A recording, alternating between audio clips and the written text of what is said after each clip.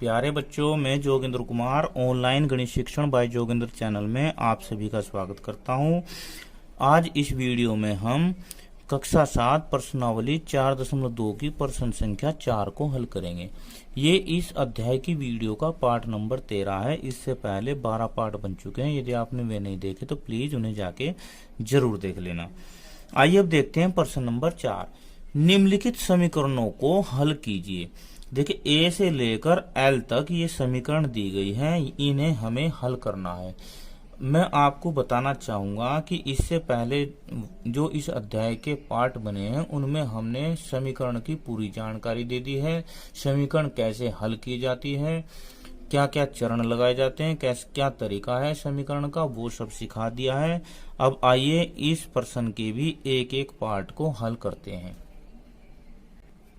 अब देखो, ए पार्ट में दिया है, क्या दिया है, 10p बराबर 100।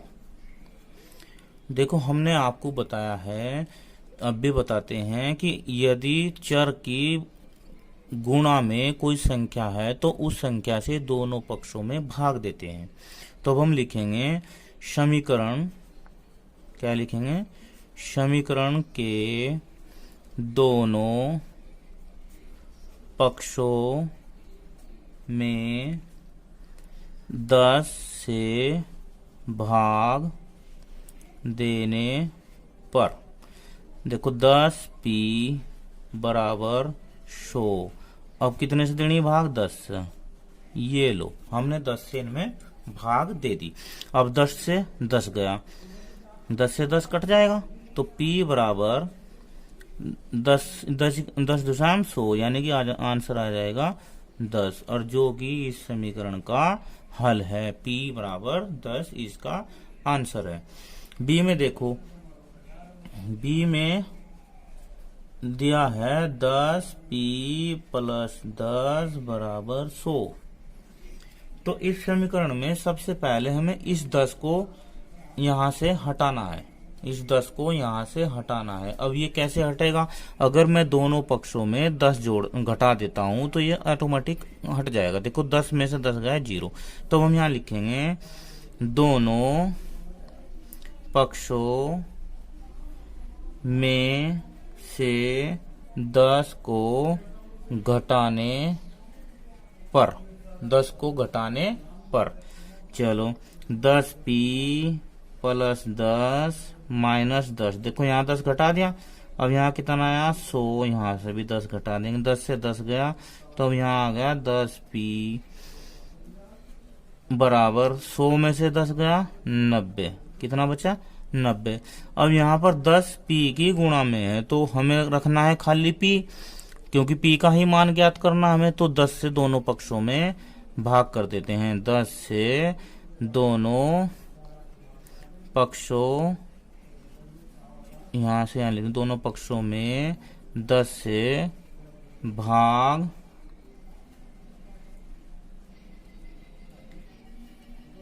करने पर। अब ये देखो, 10p बटे 10 90/10, 10 से 10 गया तो p बराबर आएगा 10 9 90। ये इसका आंसर हो गया। सी में दिया है p/4 बराबर 5। देखो, p के भाग में है 4 तो 4 से दोनों पक्षों में गुणा कर दो। तो यहां लिखेंगे दोनों पक्षों में 4 से गुणा करने पर। देखो, p/4 गुणा 4, इधर कितना है 5 गुणा 4, 4 से 4 गया तो बचा कितना p, 5 चौक 20, जो कि इसका आंसर हो गया। क्या हो गया आंसर इसका, p बराबर 20। अब इधर देखो, माइनस p क्या है, -p/3 बराबर 5।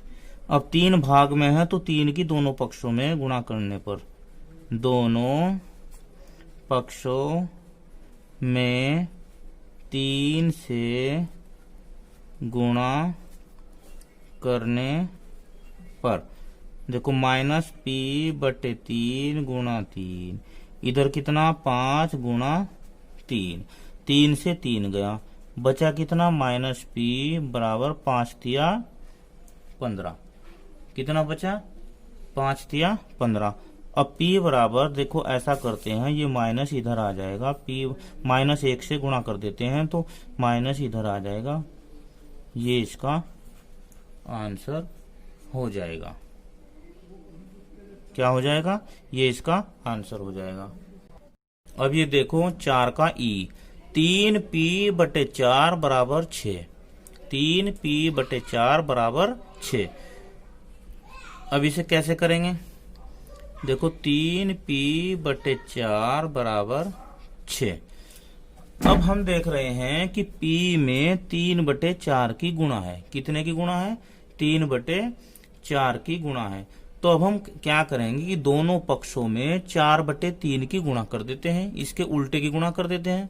अब हम यहाँ लिखेंगे दोनों पक्षों में 3 बटा 4 है, तो 4 बटे 3 की गुणा करने पर, देखो 3 बटे 4 पी गुणा किसकी करी हमने? 4 बटे 3 की बराबर 6। इसमें भी 4 बटे 3 की करेंगे हम, इसमें भी 4 बटे 3 की गुणा करेंगे।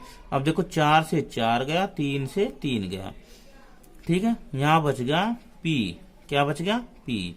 और 3 ही कम 3, 3 दूनी 6, 2 चौक 8, पी बराबर 8 इसका आंसर हो गया। एफ में देखो, एफ में क्या दिया है? एफ में दिया है 3 एस, क्या है? एस बराबर माइनस का 9। अब एस के साथ गुणा में 3 है, तो दोनों पक्षों में 3 से भाग करेंगे। यहां लिखेंगे दोनों पक्षों में 3 से भाग करने पर करो 3s बटे 3, इधर क्या है 9 बटे 3, 3 से 3 गया तो s बराबर 3 तिया 9, 3 इसका आंसर हो जाएगा। अब इसके बाद देखो जी को देखते हैं। जी में क्या दिया है? 3s प्लस 12 बराबर 0। अब सबसे पहले तो हमें 12 को हटाना है इसकी बराबर से। अब 12 है प्लस में, तो दोनों पक्षों से अगर हम 12 को घटा देते हैं तो 12 हट जाएगा। तो अब यहां लिखेंगे दोनों पक्षों में से 12 को घटाने पर, 12 को घटाने पर। अब देखो क्या है? 3s प्लस 12, अब इसमें 12 घटाया, इधर क्या है 0, 0 में से भी हमने 12 घटा लिया। 12 में से 12 गया, ये कट गया, यहाँ आ गया 3s और इधर आ गया माइनस का 12। अब देखो s के गुणा में 3 है जैसे वहां पर था। अब जैसे वहां पर हमने किया 3 से भाग, यहाँ पर भी हम 3 से भाग लिखेंगे। तो हम लिखेंगे दोनों पक्षों में 3 से भाग करने पर, 3 से भाग करने पर। अब देखो 3s 3 से भाग कर दो, माइनस 12 3 से भाग कर दो, तो 3 से 3 गया, यहाँ तो आ गया s और यहाँ पर 3 चौक 12, जो कि इसका आंसर हो जाएगा।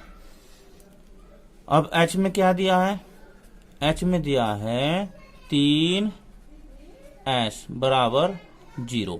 अब s के गुणा में 3 है, तो हमें तो s का मान ज्ञात करना है, चर का मान ज्ञात करना है। समीकरण का हल ही चर का मान ज्ञात करना होता है।